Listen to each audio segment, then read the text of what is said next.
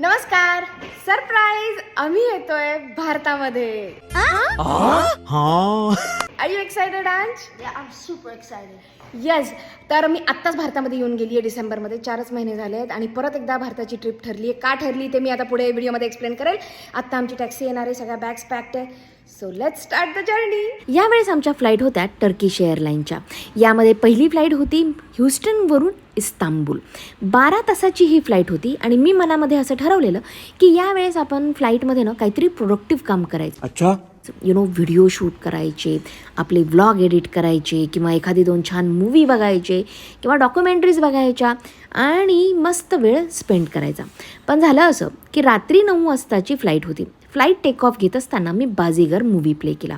तो मूवी सुरू केल्यानंतर एक 10 मिनटामध्ये मला झोप लागली, कारण की दिवसभराचा थकवा होता. त्यानंतर आलं जेवण.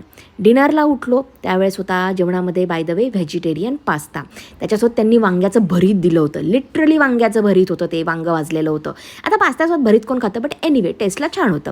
सॅलड होतं, ब्राउनी होती आणि त्यानंतर त्यांनी ब्रेकफास्ट दिला होता काही तासांनंतर. आणि ब्रेकफास्टमध्ये व्हेजिटेरियनमध्ये पॅनकेक होते आणि नॉन व्हेजिटेरियनमध्ये एग्ज होते. बाय द वे टर्किश एअरलाईनचं जेवण खूप छान होतं.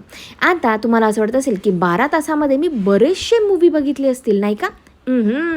या 12 तासामध्ये आम्ही भरपूर झोप काढली आणि शाहरुख खानचा 2.5 तासाचा बाजीगर मूवी मी कसा बसा इस्तांबूलला लँड होत असताना संपवला. आणि हाच माझा होता प्रोडक्टिव्ह वेळ, झोपून. मी लिटरली या 12 तासाच्या फ्लाईटमध्ये झोपूनच आली, कारण की आम्ही तिघंही खूप जास्त थकलो होतो आणि आमच्यामध्ये बिलकुल स्टॅमिना नव्हता काहीही वेगळं करण्याचा. आता आमची पुढची जर्नी कशी होणार आहे ती तुम्हाला बघायला मिळेल पुढच्या व्हिडिओमध्ये. भेटूयात लवकरच. Bye bye.